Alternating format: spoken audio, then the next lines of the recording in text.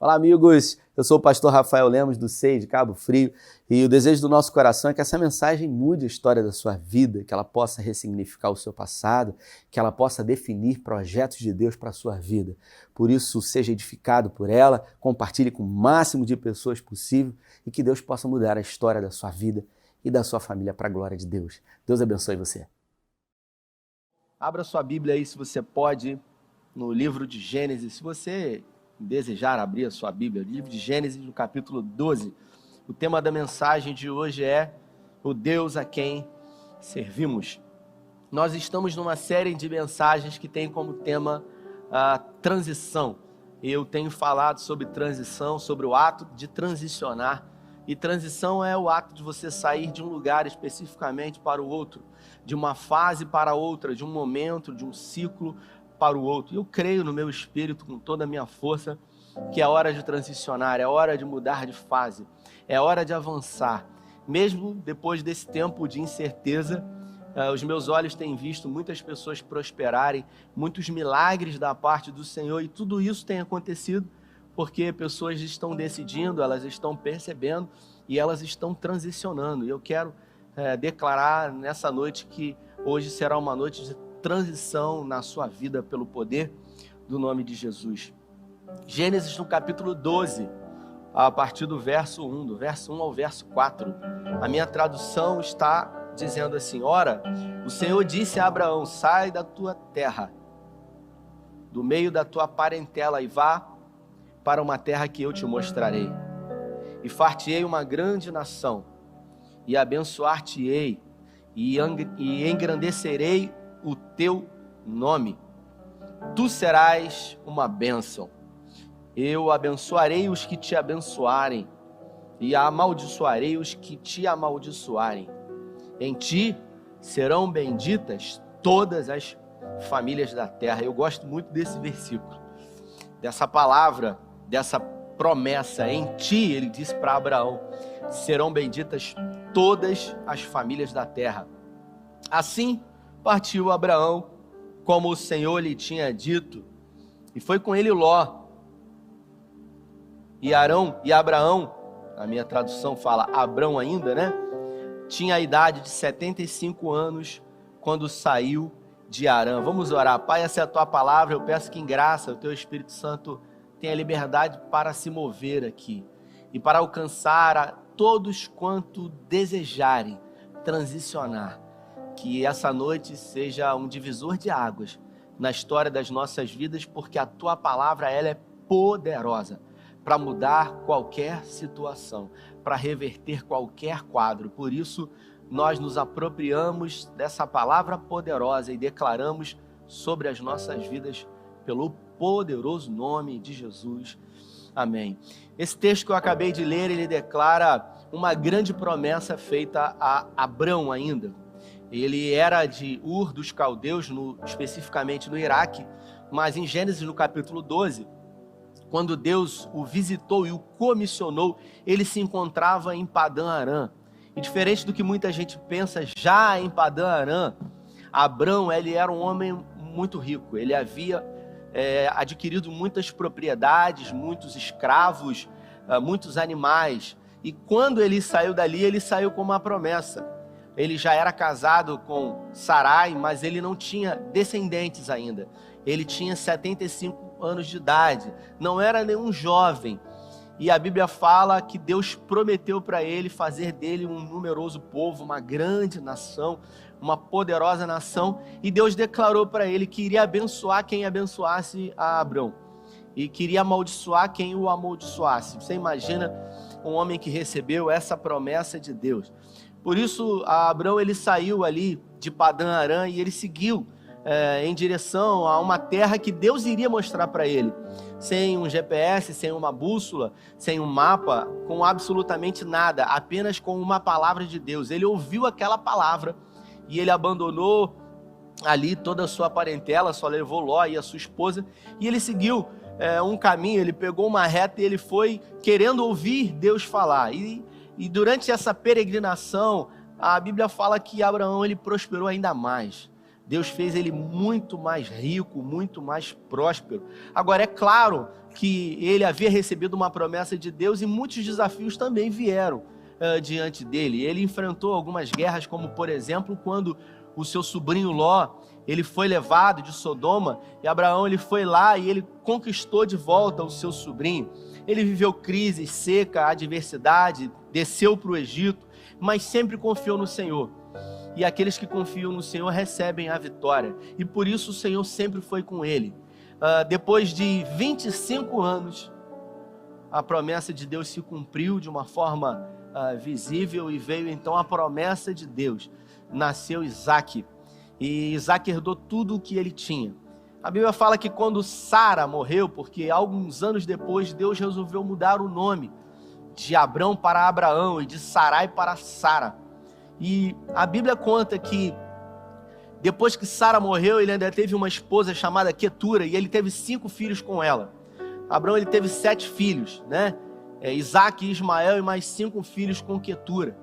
E quando Abrão morreu, ele deixou presentes para os seus filhos, mas para o filho da promessa ele deixou tudo que ele tinha. Isaque herdou absolutamente tudo que Abraão tinha, tudo que ele conquistou em todos os seus anos de vida e de peregrinação e de fidelidade ao Senhor.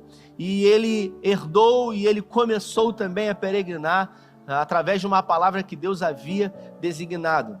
Mas antes dele morrer, ele chegou à terra prometida, a Canaã, especificamente no Monte Moriá, onde talvez você já tenha visto aquelas fotos de Israel que tem o domo da rocha, aquela espécie de domo dourado. Quando você observa aquelas fotos de Israel, ele chegou até ali, né, num monte, e ele colocou Isaque ali, ele ofereceu Isaque em sacrifício ao Senhor. Não houve a necessidade dele imolar o Isaque. Deus testou Abraão e disse que Abraão realmente era amigo de Deus. Ele foi o primeiro a pisar na terra prometida. E depois que ele retornou, né, com o seu filho Isaque, ele peregrinou durante a terra, durante muitos anos e prosperou ainda mais. Teve 2 filhos, Jacó e Esaú, e através da descendência de Jacó vieram as 12 tribos de Israel. Cada um dos seus 10 filhos, mais 2 filhos de José, formaram aquilo que a gente chama hoje das 12 tribos de Israel. E José foi o seu filho mais proeminente, digamos assim, aquele que viveu terríveis angústias no Egito, foi vendido pelos seus próprios irmãos, foi tratado como escravo, foi preso, foi injustiçado. E o interessante é que Zafanate-Panéias, como ele foi nomeado, né, pelo faraó, ele viveu os dias mais difíceis da vida dele no Egito. E quando o seu primeiro filho nasceu, chamado Manassés, ele resolveu colocar esse nome, Manassés, que quer dizer: Deus me fez esquecer todo o sofrimento da casa do meu pai. Ele resolveu colocar o nome do filho, um significado daquilo que ele havia vivido. Ele declarou: Deus me fez esquecer todo o sofrimento que vivi na casa do meu pai. E quando o segundo filho dele nasceu, chamado Efraim, ele decidiu colocar esse nome, porque quer dizer: Deus me fez prosperar na terra da minha aflição. No lugar que ele viveu os piores dias da vida dele, Deus o fez prosperar de uma forma absurda. E por isso ele resolveu honrar ao Senhor e colocar o nome do seu segundo filho, Efraim, que quer dizer: Deus me fez prosperar numa terra estranha. Isso quer dizer que, para nós entendermos esse contexto, quando recebemos uma promessa de Deus, nós não estamos imunizados de viver as crises, de viver os desertos, de viver as dificuldades naturais da vida. José, ele viveu tudo isso e ele se tornou um homem famoso, um homem rico. O povo começou a crescer e depois que José morreu, obviamente, alguns outros faraós, eles assumiram e eles já não conheciam mais José. O povo hebreu se multiplicou de uma forma imensa, até que os egípcios resolveram subjugar o povo de Deus, uma vez que eles deram as costas para o Senhor, que eles resolveram abandonar o Senhor, dando adoração a outros ídolos, postes pagãos, e por isso Deus então cumpriu uma promessa que havia feito, que haveria um cativeiro de 430 anos. E durante 430 anos esse povo ali foi subjugado no Egito, até que um dia, depois de alguns do povo começarem a orar, e a Bíblia fala que quando um justo ora, coisas extraordinárias acontecem. Por isso nunca desista da oração, por isso entenda que quando você coloca as armas que Deus deu a você, que são poderosas, armas espirituais, e uma dessas armas poderosas é a oração, grandes coisas podem acontecer na sua vida. Deus resolveu levantar um homem, um libertador chamado Moisés, um homem improvável, alguém que tinha tudo para dar errado, mas Deus é especialista em pegar as coisas loucas para confundir as sábias. E foi exatamente nesse momento, depois de tirar o povo do deserto, que ele realmente comissionou o povo para conquistar a terra. E eu queria ler um texto aqui para que você tomasse conhecimento desse contexto, que está em Números, no capítulo 14, no verso 6 em diante.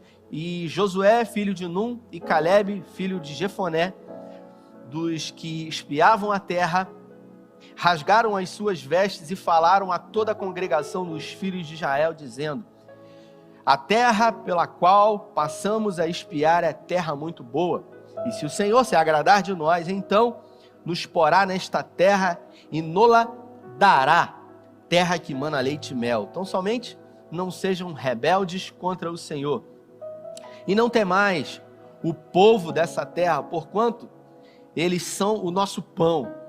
Retirou-se deles o seu amparo, e o Senhor é conosco, e não devemos temer.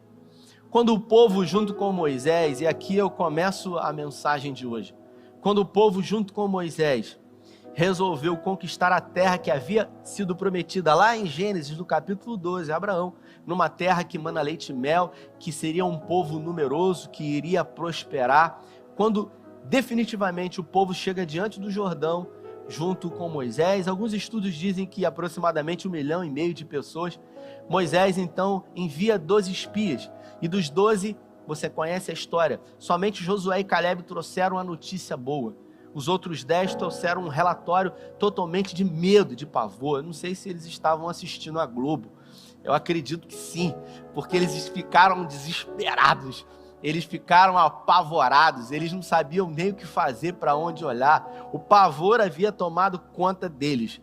E na terra habitavam 7 povos, 7 povos diferentes habitavam naquela terra.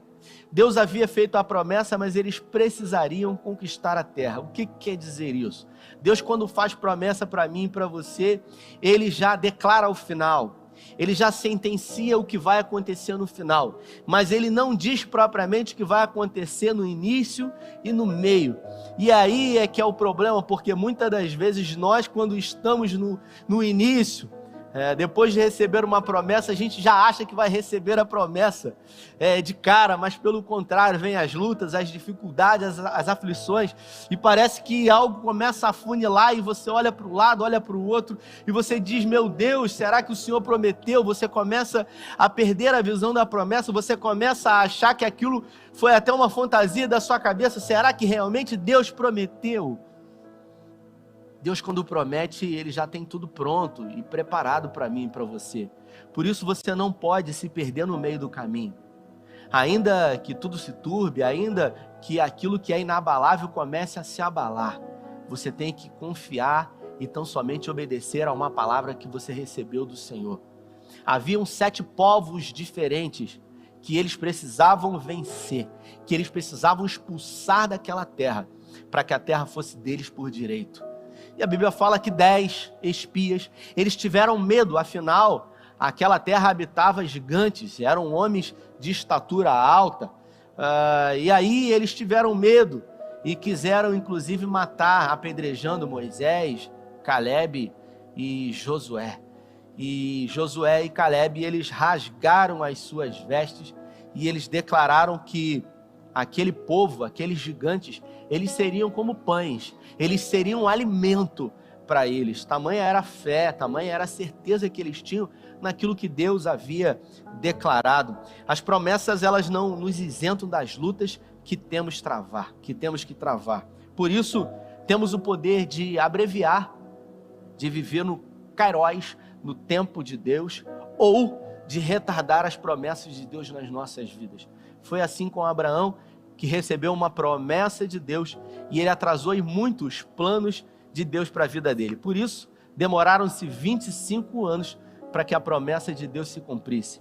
Abraão, por habitar com Agar e dar, a luz a Ismael, ele atrasou em 13 anos as promessas de Deus na vida dele. Nós temos o poder de cumprir as promessas de Deus no tempo que ele prometeu ou de atrasar, fazendo com que dias, meses e anos até eles se passem, até que realmente a promessa de Deus se cumpra na nossa vida. E o relatório dos espias foi um relatório perigoso, porque colocou fé no meio do povo.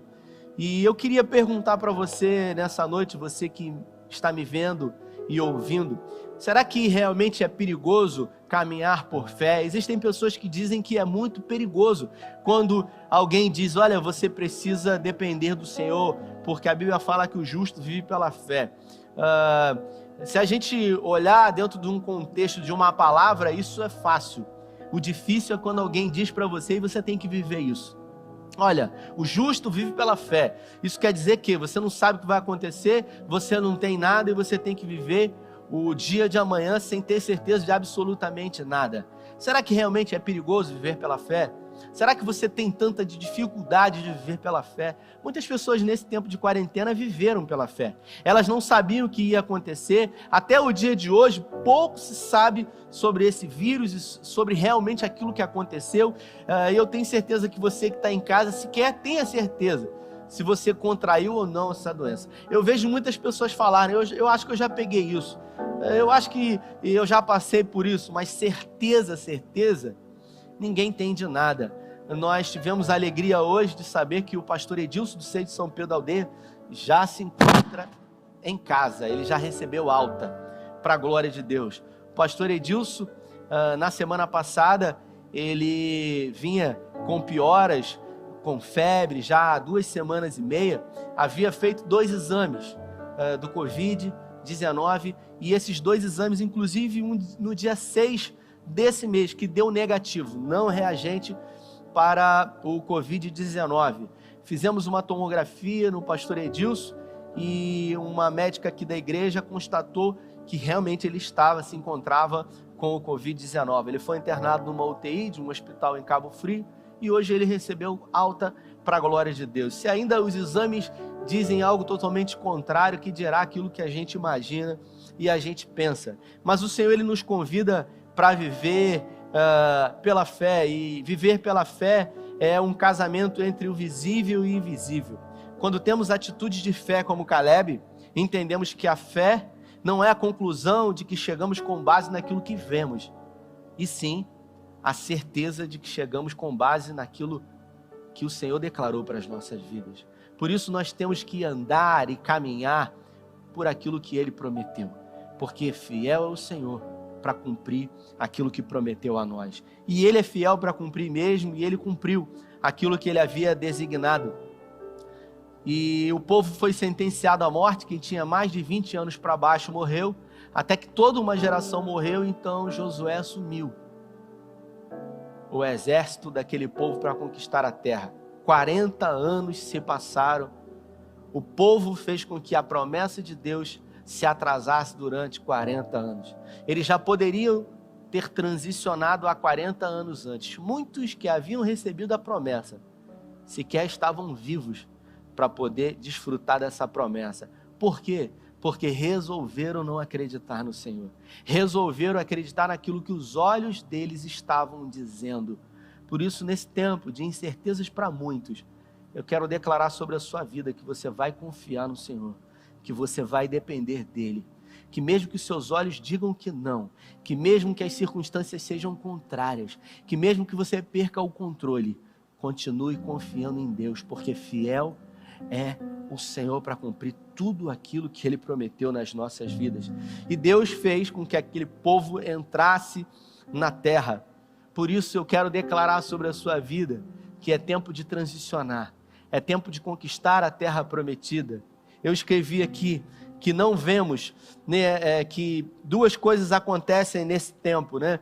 Nós somos surpreendidos pelas aparências, porque duas coisas nesse tempo nós precisamos aprender a conhecer bem. A primeira é conhecer o Senhor, porque aqueles que conhecem o Senhor sabem do que Ele é capaz, do que Ele pode fazer.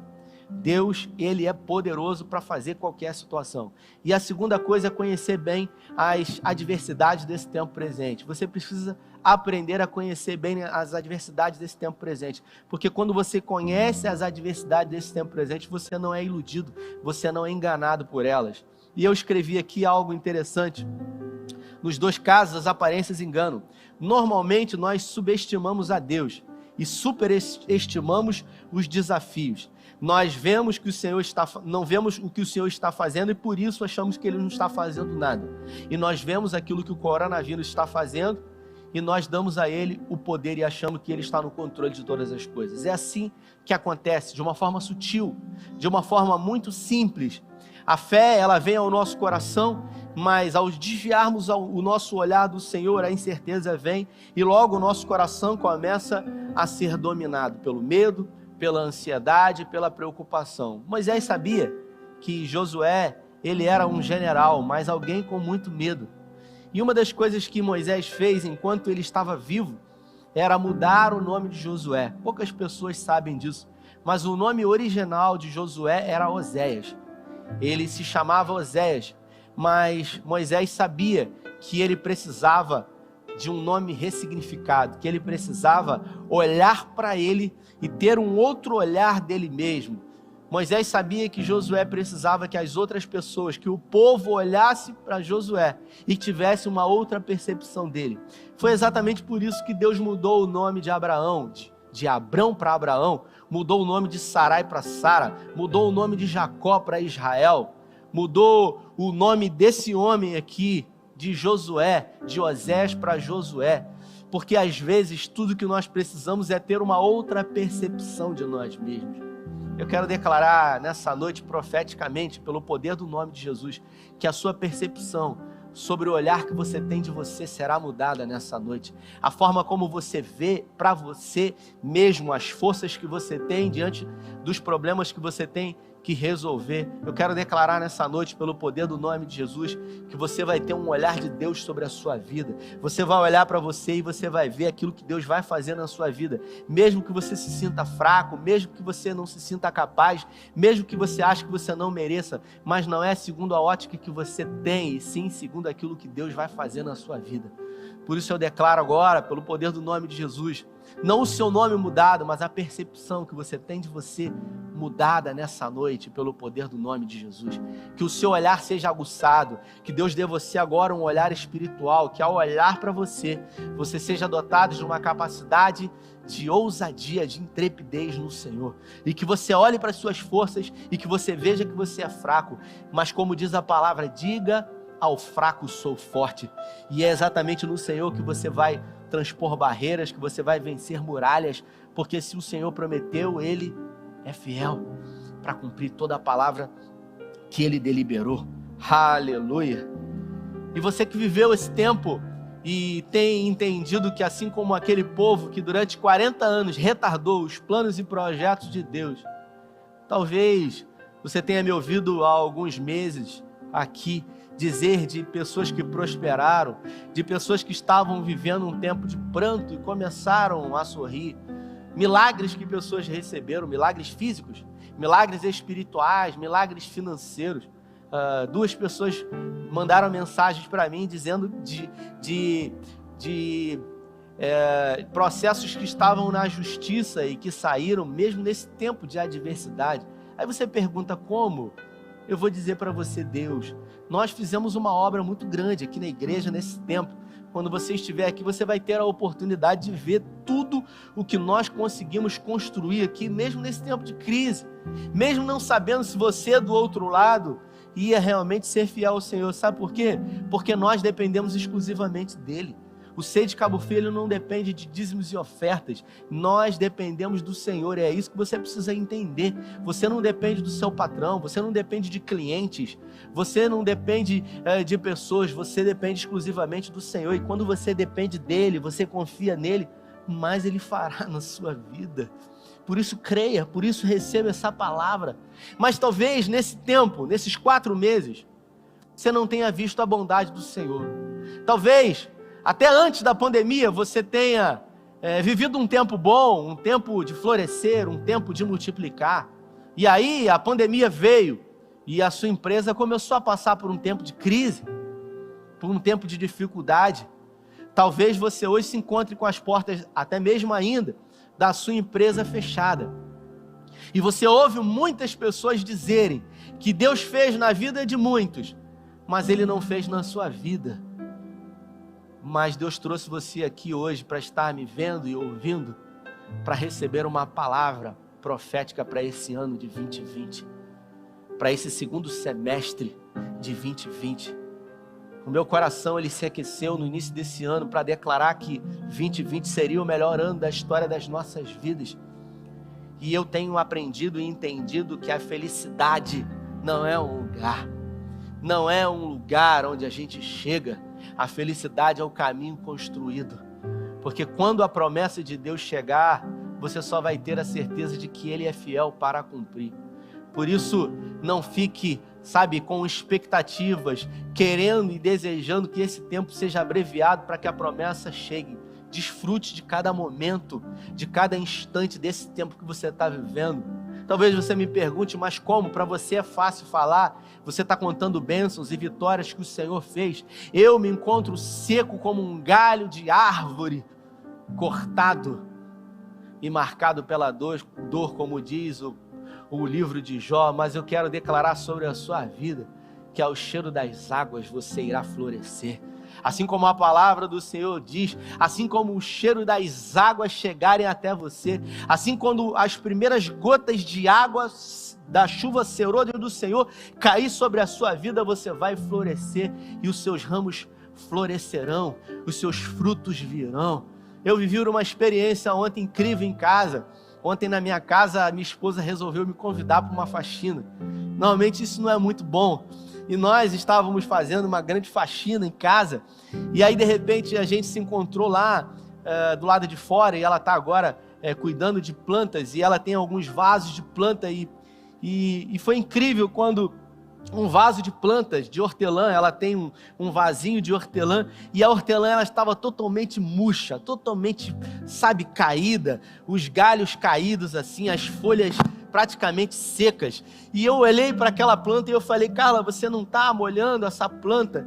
Irmãos, foi impressionante o que aconteceu. Ela pegou aquela planta e ela colocou debaixo da água, e eu vou dizer para os irmãos, diante do Senhor, o Deus a quem eu sirvo, não demorou 15 minutos, depois que aquela hortelã recebeu água, ela começou a se levantar novamente de uma forma surpreendente. Isso me inspirou demais.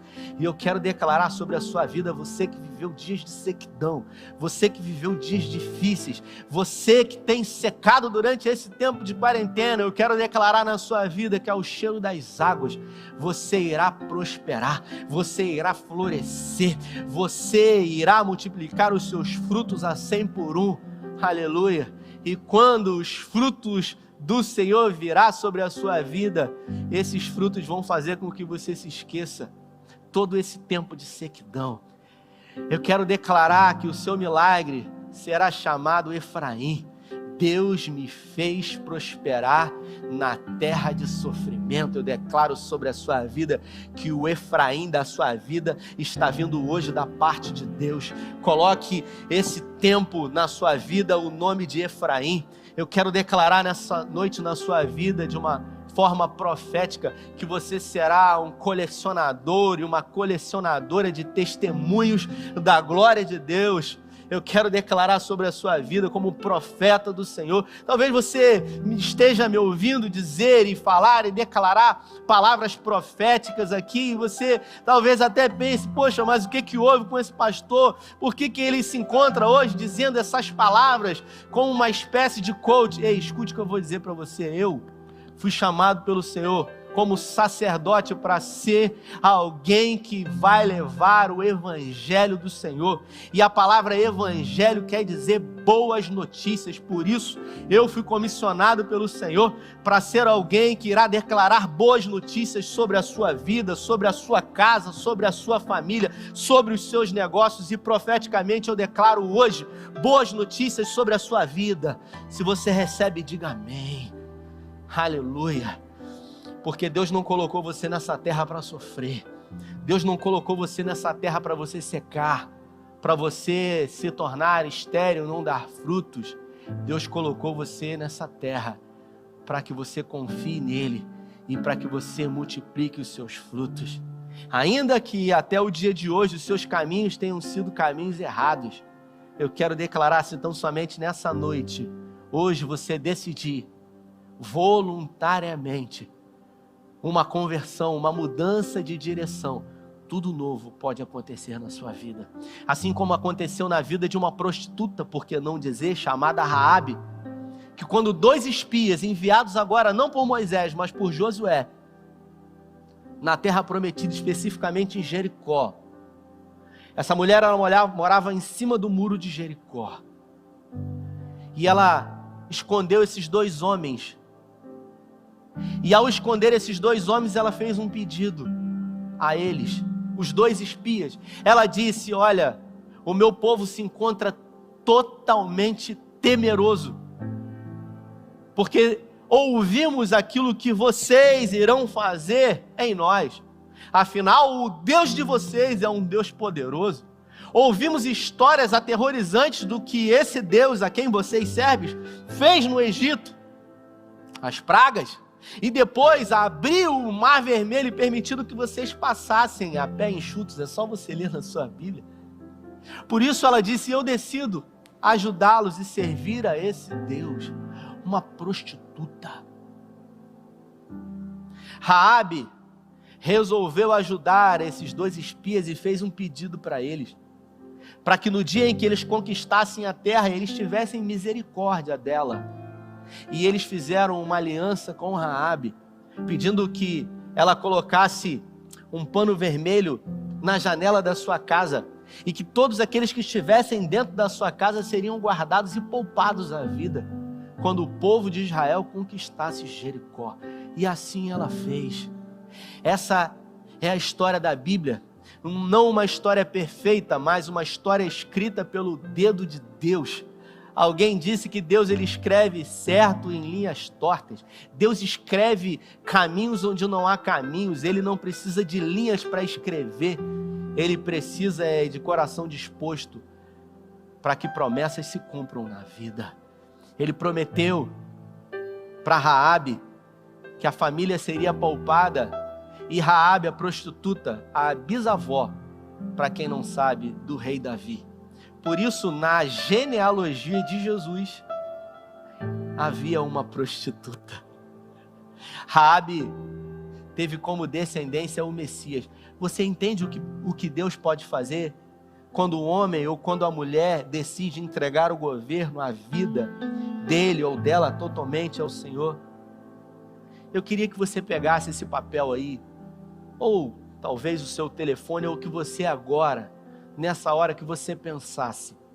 Esse povo aqui, eles, quando 12 espias foram na terra, eles verificaram que havia um gigante naquela terra.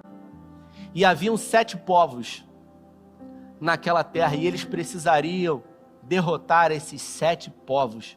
Talvez você não tenha 7 gigantes, ou 7 adversários contra você, mas eu queria que agora você enumerasse aí quais são os gigantes que têm impedido você de verdadeiramente vencer. Qual é o maior gigante que tem impedido você verdadeiramente de ver a promessa de Deus na sua vida? Será que é o medo? Será que é a incerteza? Será que é a indiferença? Será que talvez seja a apatia? Porque muitas pessoas nesse tempo não se acomodaram, e talvez você tenha se acomodado. Talvez o seu ramo de atividade de trabalho é um ramo que até o dia de hoje trouxe subsistência para você, mas talvez nesse tempo ele não consiga mais trazer subsistência para você, e você precisa entender que Deus deu a você uma diversidade de dons para que você possa receber dele aquilo que já foi liberado em Gênesis, uma unção de governo. Porque quando ele colocou Adão, ele disse: governe sobre tudo. O salmista, ele diz: governe sobre os seus inimigos. Existe uma unção de governo sobre você.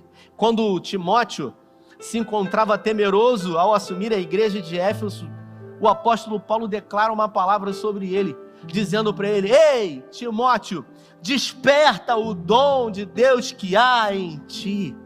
Ou seja, talvez você olhe para você e veja que você não tenha habilidades, que você não tenha, suficiência para vencer, para inovar, para fazer, para criar. E é exatamente nesse momento que Paulo diz: desperte o dom de Deus que há em ti. Se permita agora, pelo poder do nome de Jesus, eu declaro de uma forma profética, se permita agora ser despertado e despertada por novos dons e novos talentos que o Senhor pode derramar sobre a sua vida hoje. Escreve aí no papel: quais são os gigantes? Quais são os povos? Quais são os medos? Quais são as impossibilidades que você tem? Para aquele povo, eles tiveram medo do gigante. E todas as vezes que nós tememos, a primeira coisa que nós fazemos é fugir. No Éden, a Bíblia fala que quando Adão pecou, ele viu que estava nu, pegou folhas de figueira e se vestiu. Deus procurou, ele se escondeu. E quando Deus confrontou, ele disse: eu ouvi o Senhor chamar, mas eu tive medo. A primeira coisa que a gente faz quando a gente tem medo é se esconder, é fugir. Por isso eu declaro sobre a sua vida que o medo não vai mais dominar você. Ainda que esse gigante possa parecer muito grande, ainda que ele possa ser multiplicado por 7, como 7 povos haviam naquela terra, eu quero declarar que a fé será maior do que o medo. Eu quero declarar pelo poder do nome de Jesus que hoje o medo não mais vai dominar você. Eu queria que você escrevesse num papel, e eu queria orar junto com você. Eu queria repreender no nome de Jesus. Eu não sei se é ansiedade, se é preocupação. Talvez você diga para mim assim: ah, Rafael, mas as contas não esperam. Eu vi isso nesse tempo. Estive com uma pessoa e eu declarei palavras para essa pessoa. Eu declarei palavras para essa pessoa, e essa pessoa chegou para mim e falou: tudo isso que você disse para mim é muito bonito, mas as contas não esperam. A esposa estava do lado, virou e falou assim: amor, vamos crer. Sabe quando a pessoa ficou constrangida, olhou e ficou assim meio constrangido? E você sabe o que eles viram? Eles viram a bondade do Senhor. Eu não sei se pela fé dele ou pela fé dela. Uma coisa eu sei: Deus surpreendeu ele. E aquilo que era uma lógica humana, Deus contrariou, mostrando que ele é um Deus que contraria tudo aquilo que os homens podem colocar. Eu pergunto para você hoje de uma forma muito simples aqui: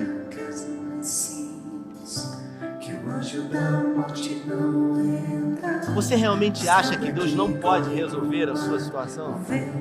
Você realmente acha que a sua situação é uma situação mais difícil do que aqueles que estavam lá diante de Jericó para enfrentar um grande exército? Eu quero declarar na sua vida, pelo poder do nome de Jesus, que se tão somente hoje você decidir confiar no Senhor e depender dele, mesmo que as circunstâncias elas sejam contrárias, mesmo que aquilo que você está vendo impeça você de acreditar, você verá a glória de Deus.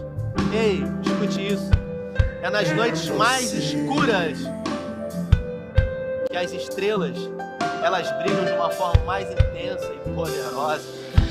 É na noite mais escura que o Senhor, Ele vem sendo o socorro bem presente. Foi quando Pedro achou que não tinha mais jeito e estava afundando, que uma mão entrou no mar e trouxe ele à tona novamente, dizendo para ele: não tema. Eu declaro agora, profeticamente, pelo poder do nome de Jesus, que seja mudada toda a percepção agora de si mesmo, todo o complexo de inferioridade, toda a incapacidade, toda a deturpação de si mesmo, toda a autocomiseração. Eu declaro sobre a sua vida que diante da peregrinação sua existencial, que existem momentos bons e momentos ruins, que a fé vence o medo, que você entenda que talvez pareça que quem está no controle é o Covid-19, mas a verdade é que quem está no controle é o grande Eu Sou, o Adonai, é o Shaddai, é o Elion, Jeová Shalom, Jeová Rafá, Jeová Shammah, Yavé, Sikinu Yavé. Oh, receba agora revestimento do alto. Receba agora uma dose de ousadia, de poder, de intrepidez, de fé, de certeza de Deus em Cristo, sempre, absolutamente sempre, nos levará em vitória. Você escreveu aí? Ou está na sua mente os gigantes que você tem colocado diante de você e tem colocado Deus? Eu quero orar junto com você. Eu quero declarar pelo poder do nome de Jesus que não será mais uma oração que vai ser feita, não será mais uma vez que você vai orar, mas será um dia que o Senhor vai mudar a sua sorte. Eu creio no meu espírito com toda a minha força. Deus vai mudar a sua sorte. Deus vai mudar a sua história hoje. Eu creio pelo poder do nome de Jesus que a partir de agora você será um colecionador de testemunhos. Você será uma colecionadora